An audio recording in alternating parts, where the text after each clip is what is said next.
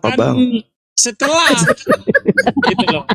Maksudnya kutukan itu yang mengambil alih itu adalah Yesus gitu. Nah, Yesus yang mengambil alih. Iya. Betul? Nah, yang terkutuk Mengambil di atas tiang alih. salib siapa? Melepaskan ikatan maut itu. Ya, yang terkutuk di atas tiang salib siapa? Iya, memang dikatakan terkutuk, tapi yang Siapa itu? terkutuk itu bukan terkutuk semacam kayak disambar petir. Oh, terkutuk langsung terkutuk. Buktinya kayak dia gitu. mati. Buktinya Enggak. dia disalib. Yang disalib inilah Iya, yang terkutuk. betul. Sekarang pertanyaan saya ke Abang. Yang di atas tiang kayu ini siapa? Yesus. Yang terkutuk siapa? Yesus, tapi Ah, dalam bagus. Sudah pengertiannya selesai. gini. Ya, Selesai kita. iya, oke. Kalau Berarti ulangan 21 tadi, Yesus yang berbuat dosa yang sepadan dengan hukuman mati. Yesus adalah orang yang digantung terkutuk oleh Elohim. Ogak Jadi, saya menerima. Ogak kalau saya ini ya, kalau saya ogak menyembah manusia yang kita terkutuk. membenarkan bahwa Yesus itu terkutuk, maksudnya dikutuk oleh Elohim, itu salah berat dalam pengajaran Kristenan. Iya, salah berat. Ini Bang, kalau supaya Abang nanti jangan ditertawain, karena saya yang ditertawain. konsep kami itu bukan begitu, yang bukan seperti yang Abang maksud itu, enggak. Ya begitu. Itu konsep Kristen saya maklum, tapi kan saya enggak masuk ke Kristen ini, saya masuk ke data dalil. Iya, maksudnya kayak gini. Kalau di Kristen wajar, saya ngaku. Angkat tangan saya, karena di Kristen orang enggak pakai akal. Angkat tangan saya memang. Ya, maksudnya supaya Abang tuh mengerti, yang dimaksud dengan menanggung kutuk dosa itu bukan Yesus dikutuk secara langsung seperti kilat menyambar orang atau jadi yang digantung di tiang ini siapa rupanya? Yesus, betul. Ya, berarti dia langsung yang terkutuk, bukan orang lain. Yesus yang dikutuk di situ, bukan kalian. Dialah yang menanggung kutuk, bukan terkutuk. Gitu loh. Loh. Ini terkutuklah orang yang digantung. Siapa yang digantung? Anda yang digantung? Atau Yesus? Iya, itu kan perkataan Paulus yang disampaikan. Nah, oke. Jadi yang digantung siapa? Satu, itu menjadi itu supaya disampaikan secara tegas bahwa Yesuslah yang menanggung kutuk dosa manusia itu. Sekarang pertanyaannya, jadi yang menanggung kutuk di atas tiang salib dengan cara terkutuk ini siapa? Dengan cara terkutuk itu ya Yesus. Bagus, sudah selesai. Selesai. Tapi ingat ya, kata cara dengan menanggung kutuk dosa itu kami nggak pikir itu. Berarti Yesus ini adalah manusia yang dikutuk oleh Elohim, betul? Bukan maksudnya seperti itu. Mantap aja. Kan harusnya yang dikutuk oleh Tuhan kalian. Bang Zuma, saya izin bertanya. Yang dikutuk oleh Tuhan kan harusnya kalian. Harusnya orang Roma, Yunani, penyembah dewa, Theos. Kan gitu. Tapi karena kalian melimpahkan dosa-dosa kutukan itu kepada Yesus, maka sekarang yang terkutuk adalah Yesus kan? Jadi Yesus ini adalah manusia terkutuk, ngapain dituhankan? Ya, tapi Bang Zuma, maksud kita berbeda, nggak sama dengan apa? Ya nggak sama lah, namanya Kristen, Anda Kristen, beda lah pasti. Ya, maksudnya kita harus mengakui perbedaan itu. Iya, orang Kristen ini membuat data dalil akal-akalan. Yesus terkutuk karena dosa-dosa Kristen, kan gitu, betul? Enggak, kalau akal-akalan itu kecuali ada bagian-bagian 100% yang kami enggak akui, tetapi memang penjabarannya mungkin seperti Abang Zuma bisa sampaikan, tapi maksudnya kita itu berbeda, gitu loh. Iya, maksudnya Yesus itu mati untuk dosa-dosa kalian kan? Iya, betul. Nah, itu dia. Bukan. Berarti yang harusnya terkutuk itu kalian, tapi karena Yesus ini yang mati di salib, maka Yesus yang menanggung kutukan itu, betul? Maka yang terkutuk di sini Yesus kan? Bukan kalian lagi. Roma 5 nomor 8. Akan tetapi Elohim menunjuk kasih-Nya kepada kita. Oleh karena Yesus telah mati untuk kita ketika kita masih berdosa. 1 Korintus 15 nomor 3. Sebab yang sangat penting telah kusampaikan kepadamu, yaitu apa yang telah kuterima sendiri, ialah bahwa Yesus telah mati karena dosa-dosa kita, sesuai dengan kitab yang suci, katanya. Oke? 2, 3. Yesus telah mati karena dosa-dosa kita. Iya. Iya betul. Yesus mati dengan cara terkutuk karena dosa-dosa kalian. Coba kita Jadi Yesus buka ini- lagi ayatnya ya Bang. Jadi Yesus ini adalah manusia terkutuk. Kenapa Anda Tuhan kan manusia terkutuk? Halo. Lucu kan? Bukan begitu diksinya. Kan manusia Ini nih terkutuk. dalilnya saya sudah bacakan sama saudara. Roma 5 nomor 8. Akan tetapi Elohim menunjukkan kasih-Nya kepada kita. Sebentar, Oleh Bang. karena Yesus telah mati untuk kita. Sebentar. 1 Korintus 15 nomor 3 Anda buka. Halo. Sebab yang sangat penting telah kusampaikan kepadamu. Apa yang telah kuterima sendiri. 1 Bahwa Korintus berapa? 15 nomor 3. 1 Korintus 15. Banyak dalil-dalilnya itu. Dosa kalian Sabar, ditanggung Ronald. oleh Sabar, Yesus. Ronald. Sabar ya Bang. Bang Ronald sabar. Sabar, Habis ini. Ronald, sabar. 15 ayat 3, nomor 3. Bukan ayat, nomor 3. sebab yang sangat penting telah kusampaikan kepadamu, yaitu apa yang telah kuterima sendiri ialah bahwa Kristus telah mati karena dosa kita. Sesuai dengan kitab suci. Iya, mati karena dosa-dosa manusia. Berarti dia mati secara terkutuk atau mulia? Ini kita bicara yang mati di mana? Maksudnya ini Mati di kota Medan. Yang mati di atas tiang salib inilah. enggak, maksudnya ayat ini enggak menjelaskan ini, Bang. Loh, siapa yang mati ini yang nembus dosa-dosa kalian siapa? Yesus. Mati secara mulia atau mati secara terkutuk? Dor. Maksudnya apa sih? Maksudnya apa sih? Saya juga tidak tahu. Loh, ini kan ayatnya lain. Ini penggiringan pertanyaannya lain. Ini Loh, apa? ini Yesus mati di mana? Mati di mana Iya, Yesus ini? Di ayatnya tempat itu. tidur, di rumah Dengar dulu, sakit, Bang. di puskesmas, Bentar. di bar, di hotel, di kos-kosan, Dengar atau di dulu. tiang salib? Ayat 3-nya kan mengatakan bahwa begini. Sebab yang sangat penting telah kusampaikan kepadamu, yaitu apa yang Apa yang kuterima sendiri, ialah bahwa Yesus Kristus telah mati karena dosa-dosa dosa-dosa kita. sesuai dengan kitab suci. Suci. Itu. Nah, Nah, lalu pertanyaannya itu, Hmm. pertanyaannya kemana? Pertanyaannya, yang mati menanggung dosa-dosa kalian ini siapa? Yang jelas Yesus. Mati Itu dengan cara mulia atau mati dengan cara terkutuk? Nah, itu pertanyaannya sudah salah juga. Mati dengan cara mulia dan kalau Anda menanyakan saya tanpa dalil, mati dengan cara mulia, atau kalau saya langsung mengatakan bahwa secara luar biasa karena dia bangkit pada hari ketiga, itu Itu beda. Itu bukan bicara masalah kebangkitan. Ini masalah kematian. Yesus itu mati. Karena Yesus abang itu. membuat pertanyaan tidak berdasarkan dalil. Sekarang saya tanya, Yesus itu mati terkutuk atau mati mulia? Lah, kayak kita bahas itu yang terkutuk yang mana?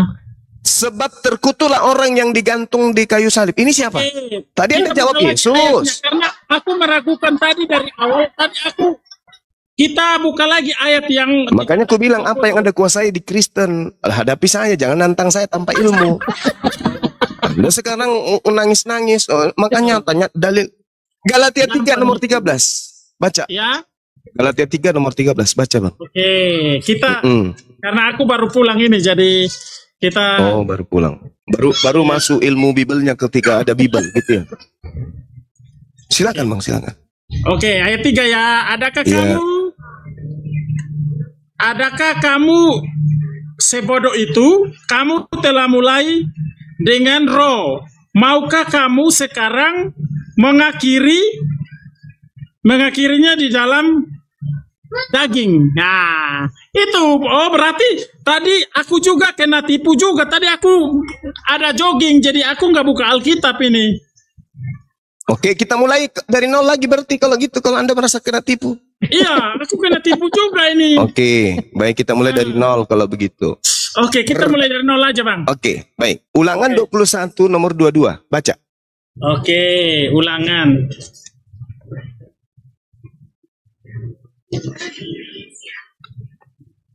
Ulangan berapa, Bang? Ulangan 21 nomor 22.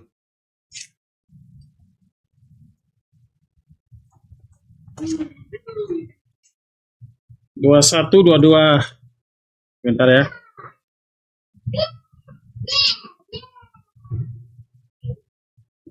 Ya. Jadi baca. penguburan orang yang dihukum mati. Ayat 22 aja, Kak, Bang? 22 baca sampai 23 baca. Oke. Apabila seseorang berbuat dosa yang sepadan dengan hukuman mati, lalu ia dihukum mati, kemudian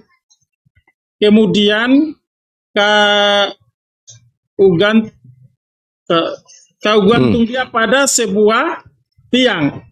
Pertanyaan saya, orang yang berbuat dosa sepadan dengan hukuman mati ini siapa? Yesus? Oh, itu pertanyaannya itu salah. Ini kan kita bicara tradisi, Bang. Yang saya tanya, jangan persalahkan pertanyaan. Ini kan dalilnya, apabila seseorang manusia berbuat dosa yang sepadan dengan hukuman mati, lalu dia dihukum mati. Ini siapa? Yesus. Ini kan apabila. Iya, apabila seseorang manusia berbuat dosa yang sepadan dengan hukuman mati, lalu dia dihukum mati. Ini siapa? Yesus. Ya, ini disampaikan secara garis besar kepada umat-umat Israel. Ya, umat-umat Israel yang melakukan dosa sepadan dengan hukuman mati. Betul? Ya, betul. Nah, bisa nggak Yesus di sini duduk? Apa yang bisa ini nggak nyambung, Bang. Kita buat saya tanya, bisa tidak Yesus duduk sebagai seseorang yang berbuat dosa yang sepadan dengan hukuman mati? Bisa nggak Yesus duduk di situ? Bang, aku mau ngomongnya harus ada data, Bang. Kalau kita ngomongnya ini data. Saudara, ini data Ulangan 21-22. Apabila seseorang manusia berbuat dosa yang sepadan dengan hukuman mati, lalu dia dihukum mati, kemudian kau gantung dia pada sebuah tiang. Pertanyaan saya, apakah Yesus bisa duduk di sini sebagai orang yang melakukan dosa yang sepadan hukuman mati? Bisa nggak? Bisa nggak Yesus di situ, duduk di situ sebagai orang yang melakukan dosa yang sepadan dengan hukuman mati? Bisa nggak Yesus duduk di sana?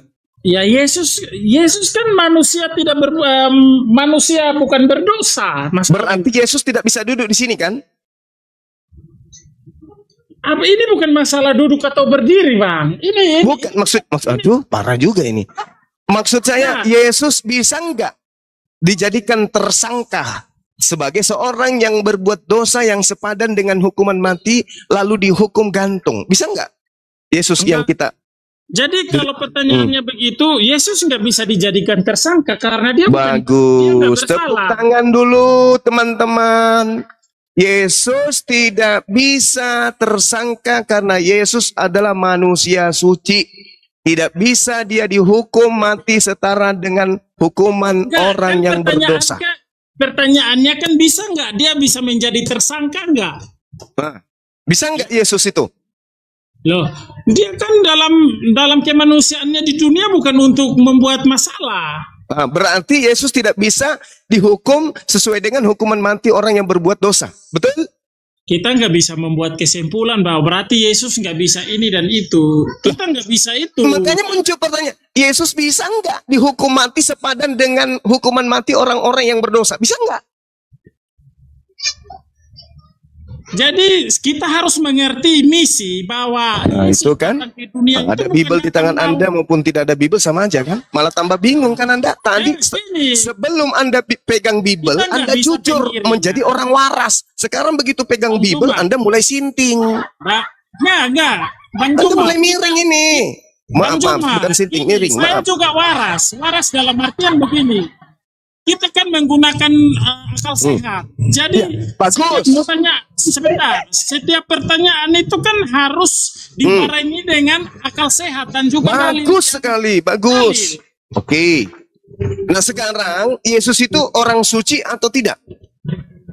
Ya, Yesus itu kan sempurna. Sempurna. Yesus ini bisa nggak dihukum dengan hukuman mati yang sepadan dengan dosa orang yang berbuat dosa? Boleh nggak? Ya, siapa yang berhak menghukum dia? Pertanyaannya. Berarti nggak boleh kan? Iya, maksudnya siapa yang berhak menghukum dia? Kalau dia punya dosa yang sepadan dengan hukuman mati, maka yang berhak menghukum dia adalah Elohim. Loh, kan dia nggak berdosa, Bang. Oke, bagus sekali. Tepuk tangan sekali lagi. Iya, maksudnya kan dia nggak berdosa. Yesus tidak punya dosa, maka dia tidak pantas dihukum mati. Betul?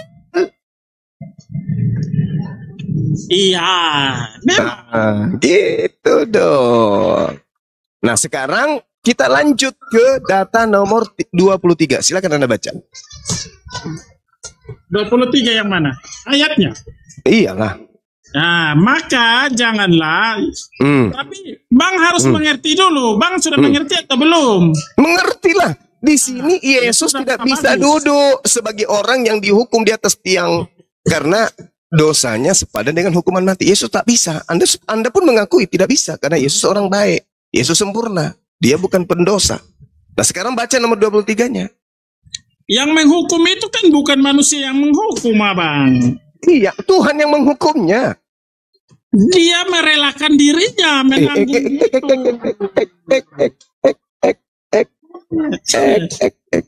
Jangan bawa dulu.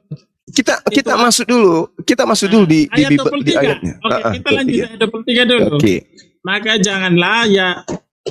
janganlah mayatnya dibiarkan semalam-malaman pada tiang itu, tetapi haruslah engkau menguburkan dia pada hari itu juga, sebab seorang yang digantung, ingat bahwa sebab seorang yang digantung terkutuk oleh Allah. Nah, janganlah engkau menajiskan tanah yang diberikan Tuhan Allahmu kepadamu menjadi milik pusakamu. Nah, itu siapa itu? Coba sebentar. Coba itu siapa? perhatikan. Janganlah engkau menajiskan tanah yang diberikan Tuhan Allahmu kepadamu menjadi milik pusakamu. Nah, itu tuh apa namanya? Itu hukum moral ini diberikan kepada orang-orang pada zaman itu. Nah, sekarang yang digantung terkutuk oleh Allah di atas tiang salib ini siapa?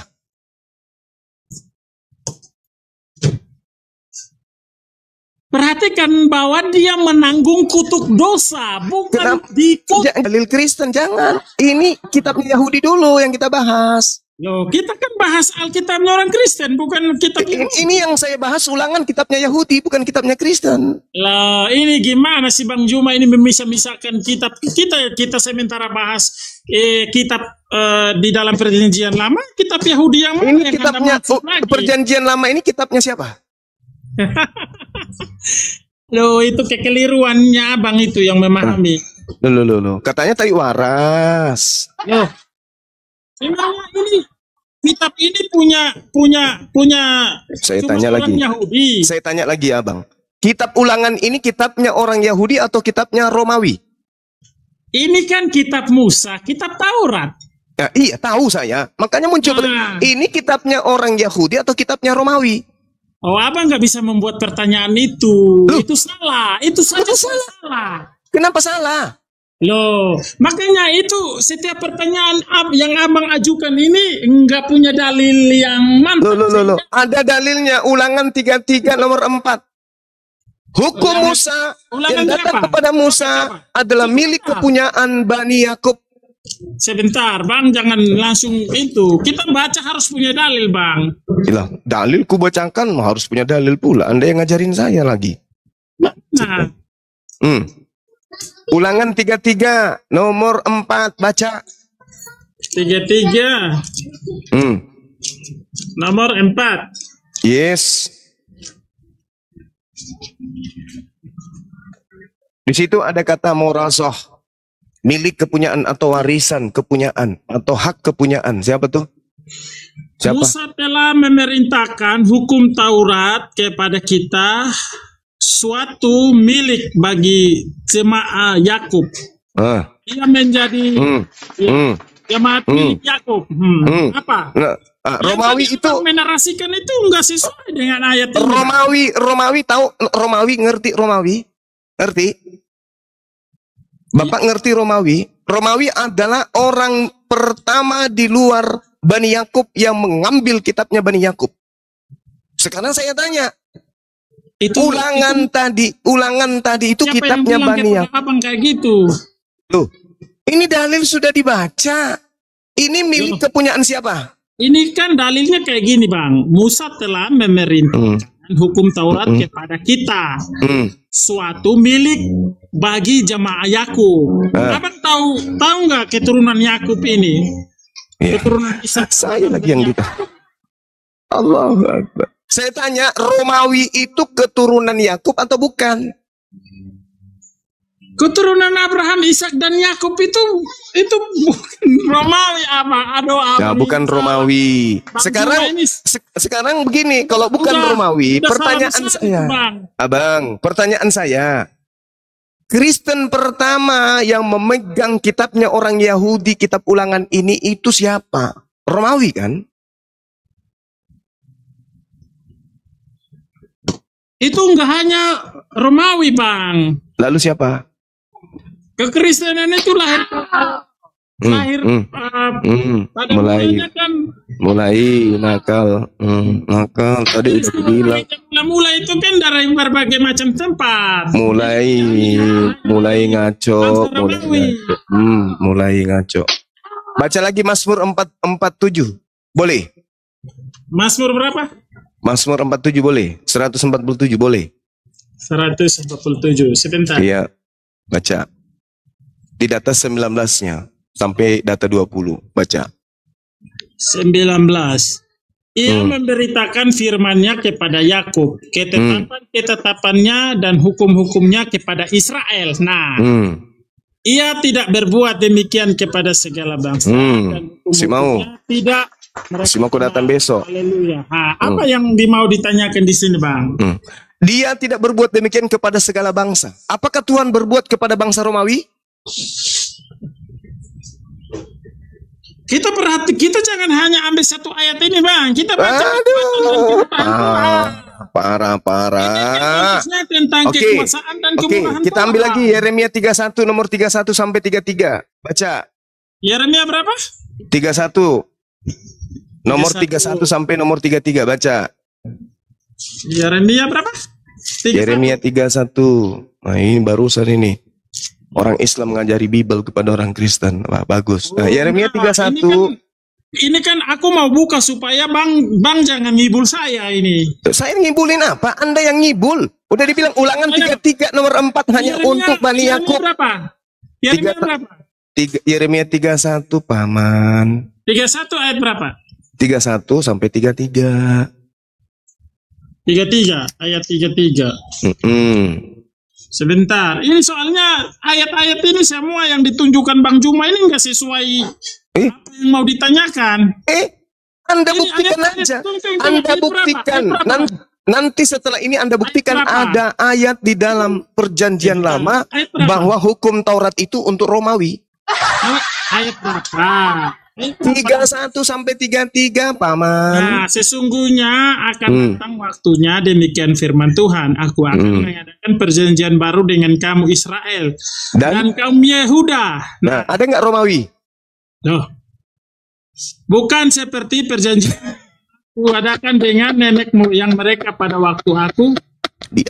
Nah, apa hubungannya dengan Romawi? Tuhan melakukan perjanjian baru dengan Israel dan Yehuda. Ada nggak perjanjian dengan Romawi?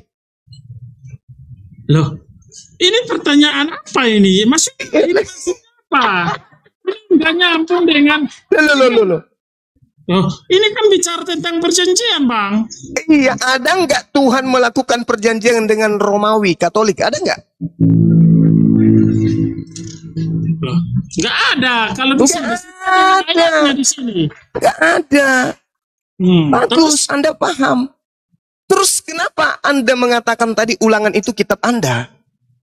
Loh, apa hubungannya Bang Juma? Aduh, Bang Juma ini gimana sih? Ini belajar Alkitab, belajar ini sampai lupa udah nggak tahu dari mana ke mana. Aduh, gimana sih Bang Juma ini? Aku anggap senior, tapi kok ini ngawur sekali nih. Sama aku yang receh, udah nggak bisa ini. Ulangan 21 ini kitabnya Anda atau kitabnya Yahudi? Ini ayatnya apa? Pertanyaannya apa? Ini gimana ini?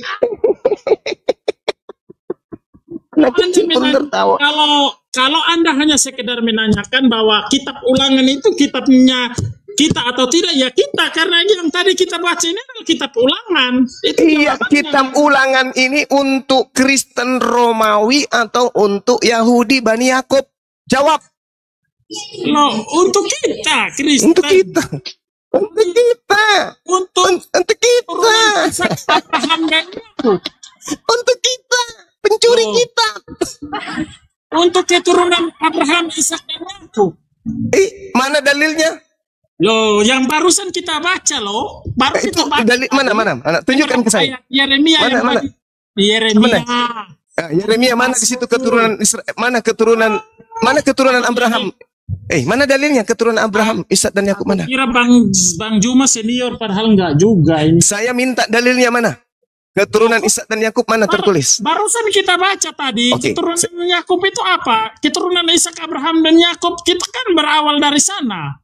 Nah, sekarang kalau Anda mengatakan kita berasal dari sana, kita siapa? Kita siapa? Siapa keturunan Yakub yang mengajarkan makan babi? Ishak, Allah Abraham itu adalah satu Allah yang kita sembah, adalah Yotefave, Allah yang hidup.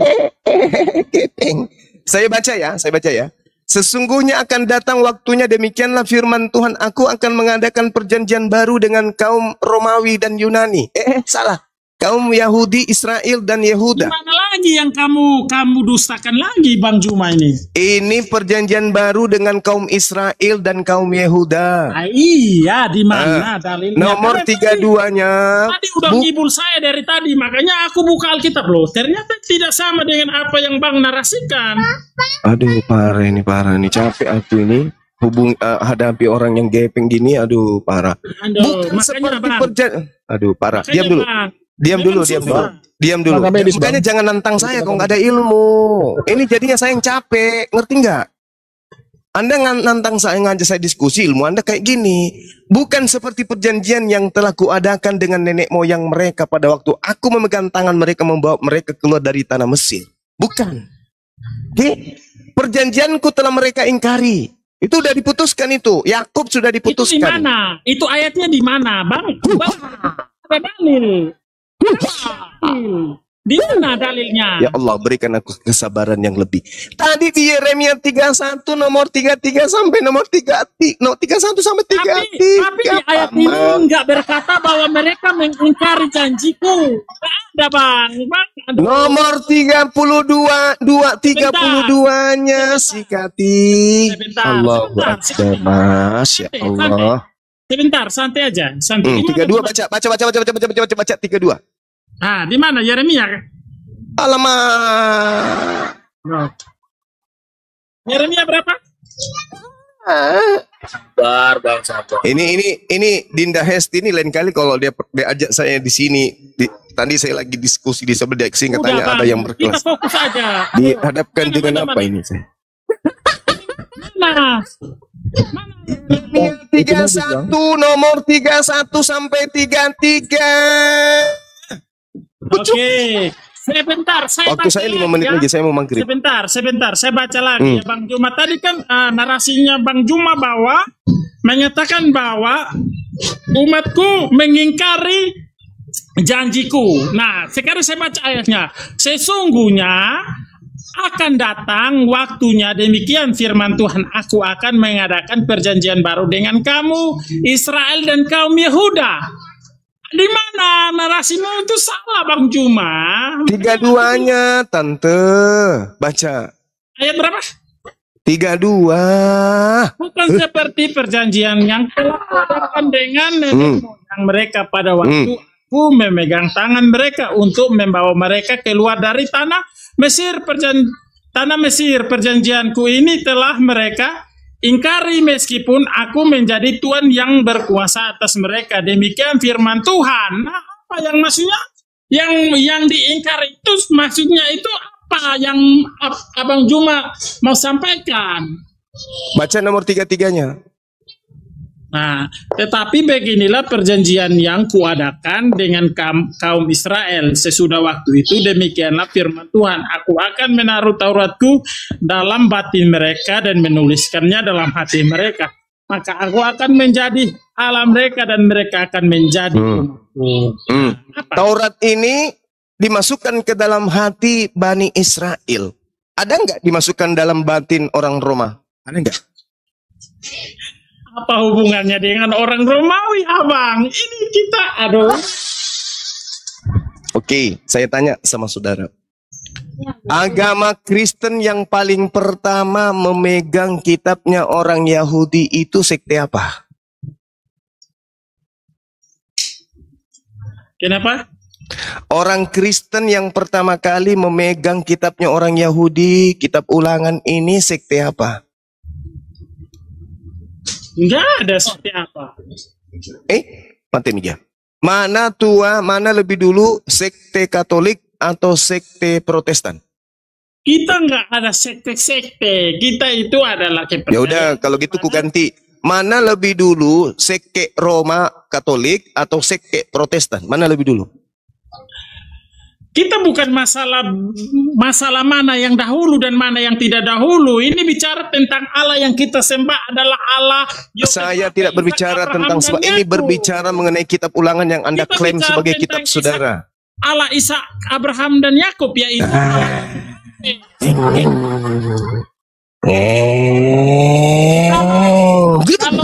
kalau kita bicara duluan, ya udah bang, udah aku capek bang. tentunya pengikut Kristus yang duluan lah. Udah, aku beribadah dulu, aku ibadah dulu ya bang ya. Lanjut Kalah, dengan kan? teman-teman. Iya, saya kalah. Ampun saya, ampun saya. Ya. Bang. Karena Bang Juma ini saya closing statement dulu ya.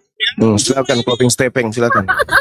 Bang Juma ini memang aku kira selama ini dia adalah apologet yang hebat, tapi ternyata di pagi saya Bang Juma ini ternyata yang aku kira sama aku aja ya udah kayak gini, apalagi sama apalagi sama si Bunda Lina, sama si Agatha, sama Miron. Saya yang sebagai jemaat aja. Pak, Bang ini Bang Juma tadi, kuatnya Bang itu Juma ngibul. tadi, Bang Juma Jadi tadi Bang buka Juma data ini Bapak. kuatnya ngibul. Bapak, Bang Juma tadi Ya. buka data, ya. Segala hukum Torah itu Udahlah, Bang diperuntukkan Juma kepada aja Bani mutar-mutar, Israel. apalagi Itu kamu, maksudnya. Bang. Kapan hukum Torah ini diperuntukkan kepada Bani Batak, Pak? Kapan? Ada nggak tertulis di Yeremia tadi, di Mazmur tadi ada nggak tertulis? Hukum Udahlah, Torah ini kamu, diperuntukkan kepada Bani Batak. Bang Juma aja usah buat dalil nggak betul.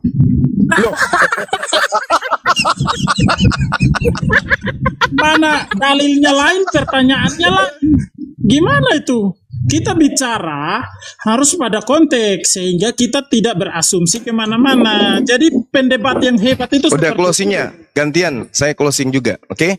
Jadi Nah, teman-teman jadi sekalian, gini, sebentar. gantian saya mau sholat Jadi, ini, saya mau sholat. apa Nanti yang jangan diyakini closing, Bang jangan Juma closing. ini? Ente masih punya guru-guru saya di sini nanti. Oke. Saya kan murid di sini, paling minim. Nah nanti lawan guru saya. Saya closing dulu, teman-teman. Tadi di Ulangan 21 kita mulai.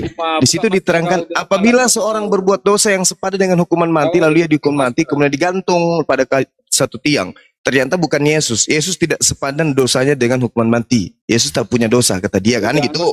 Maka janganlah mayatnya dibiarkan semalam-malaman. Ini sudah pasti bukan mayatnya Yesus. Karena bukan Yesus yang memiliki dosa sepadan hukuman mati. Itu betul kan? Benar kan? bukan mayatnya Yesus. Jadi kesalahan fatal ketika kita berbicara mengenai data yang ada di dalam kitabnya orang Yahudi, dalam kitabnya orang Kristen. Yohanes 19:31. Karena itu pada hari persiapan supaya pada hari Sabat mayat-mayat itu tidak digantung pada kayu salib. Sebab Sabat itu adalah hari yang besar. Maka datanglah orang Yahudi kepada Pilatus meminta kepadanya supaya kaki orang-orang itu dipatahkan dan mayat-mayatnya diturunkan. Berarti di sini tidak ada mayat Yesus. Kenapa? Karena Yesus bukan orang yang berdosa. Yesus bukan orang yang berbuat dosa sepadang hukuman mati. Yesus bukan orang yang dikutuk oleh Tuhan. Karena itu kemudian yang ada di dalam Galatia 3 nomor 13 bukan Yesus. Kesimpulan saya, yang disembah Kristen itu bukan Yesus, tetapi manusia terkutuk pemakan suap bernama Yudas Iskariot. 2000 tahun lamanya Kristen menyembah Yudas Iskariot. Demikian sementara saya pamit ibadah dulu menyembah Tuhannya Yesus. Subhanakallahumma bihamdi asyhadu an la ilaha illa anta astaghfiruka wa atubu ilaik. Salam tauhid, salam waras. Assalamualaikum warahmatullahi wabarakatuh. Allahu akbar. Bang Juma itu membuat Udah, kau makanlah sendiri, kau punya otak itu. Udah, lanjut dengan guru-guru saya silakan. Tadi pembahasan kita dari awal aja. Itu setiap dalil firman Tuhan yang dikeluarkan itu nggak sesuai dengan pertanyaan yang dibuat itu nggak sesuai. Ya, berarti kalian meyakini, yang mati tergantung itu adalah Yesus. Ya. Aduh, susah. Makanya aku kira pendapat hebat seperti apa? Ya.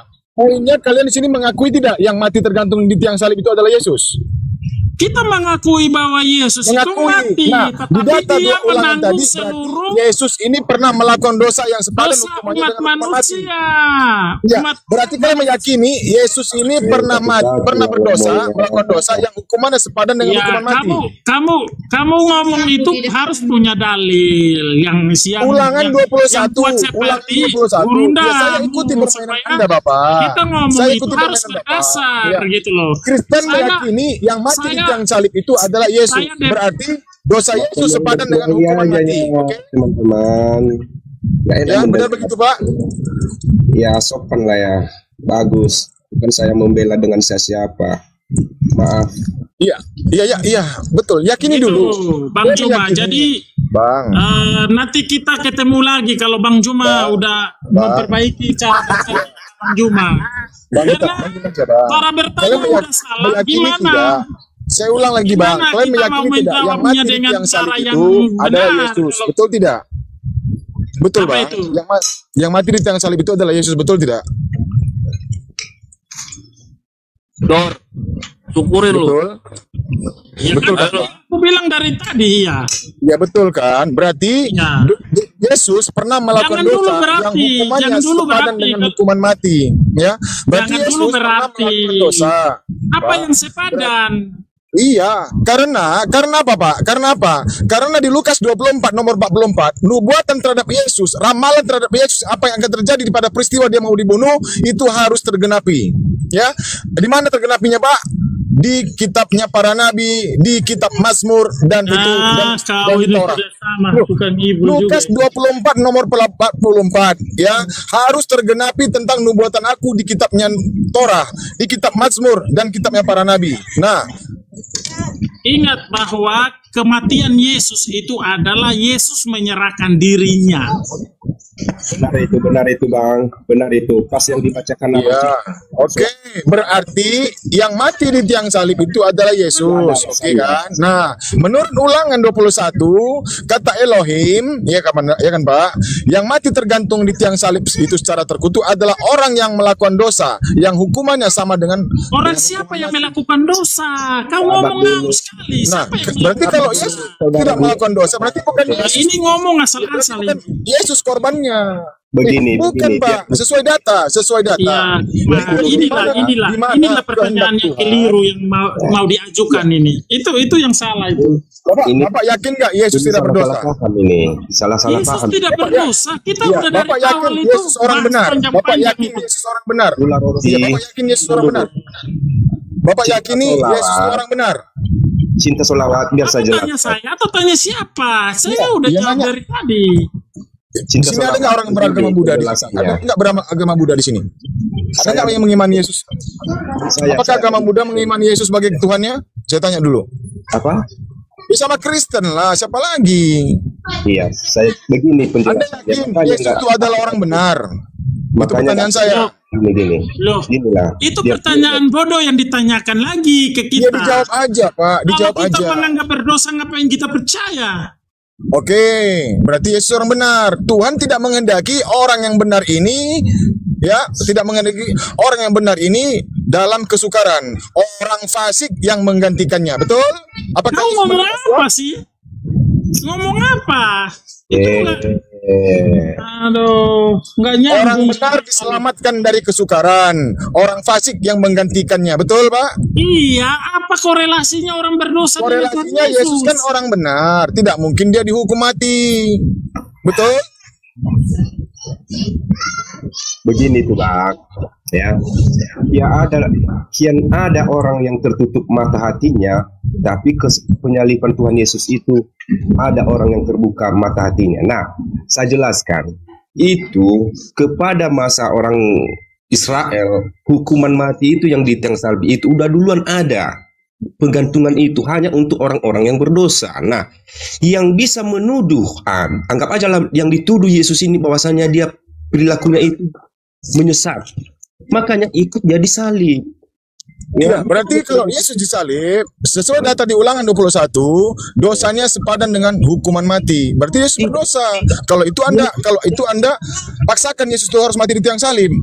Dengar ya, belum lagi jelas, belum lagi ya. Loh, Biasanya kalau orang mati di sana digantung di kayu salib, nggak ada diturunkan lagi. Nah, disitulah terbuka mata rohani orang bahwasanya kata Elohim, Bang, dibaca dulu Bang datanya Bang, Ulangan 21. Harus diturunkan dari tiang tersebut. Jangan kau biarkan mayatnya semalam-malam. Selama-lamanya di situ. Nah, Yesus kan diturunkan dari tiang salib, Bang. yang bisa kau imani, ya. Itu udah berdosa, bertambah berdosa nanti itu. Makanya orang-orang nggak pernah tahu itu, nggak bisa menerima Yesus itu siapa yang dituduhkan. Jadi memang itu jalannya. Semua orang pada saat itu banyak sekali unsur dosa waris nggak ada, Bang. Anda baca ya Yohanes 11 di data nomor 45 sampai 57. Di situ tidak ada unsur-unsur dosa waris atas kematian Yesus, Bang. Nggak ada. Di situ mereka melakukan makar, melakukan kesaksian palsu, Matius 26 nomor 59. Mereka melakukan kesaksian palsu agar Yesus dibunuh. Nah, di Yohanes 11 ya, dasarnya Yesus dibunuh ini karena apa? Karena dia sudah banyak melakukan mujizat sehingga banyak yang menentang tentara Roma. Sehingga tentara Roma hendak merebut atau merampas tanah Yerusalem. Lalu imam kepala, imam besar, Kayafas dan mahkamah agama hendak menangkap Yesus dan membunuhnya. Ya, nggak ada unsur dosa waris, Bang. Karena mau dirampaslah tanah mereka, tanah kelahiran mereka, tanah suci mereka Yerusalem oleh tentara Roma, maka Yesus mau ditangkap. Lebih baik mati Yesus ini dibanding daripada tanah kita direbut oleh tentara Roma. Itu, Bang, nggak ada dosa waris.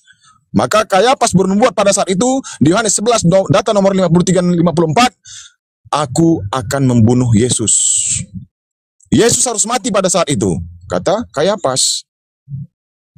Itu bukan saya yang ngomong, Pak, data Bapak yang bilang di Bible Yohanes 11. Silakan Anda baca di data nomor 45 sampai 57.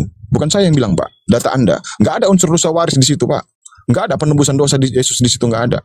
Kematian Yesus mutlak karena ada persengkokolan antara imam kepala, mahkamah agama dan tentara Romawi. Nah, lalu bertindaklah yang dikatakan di Yohanes 6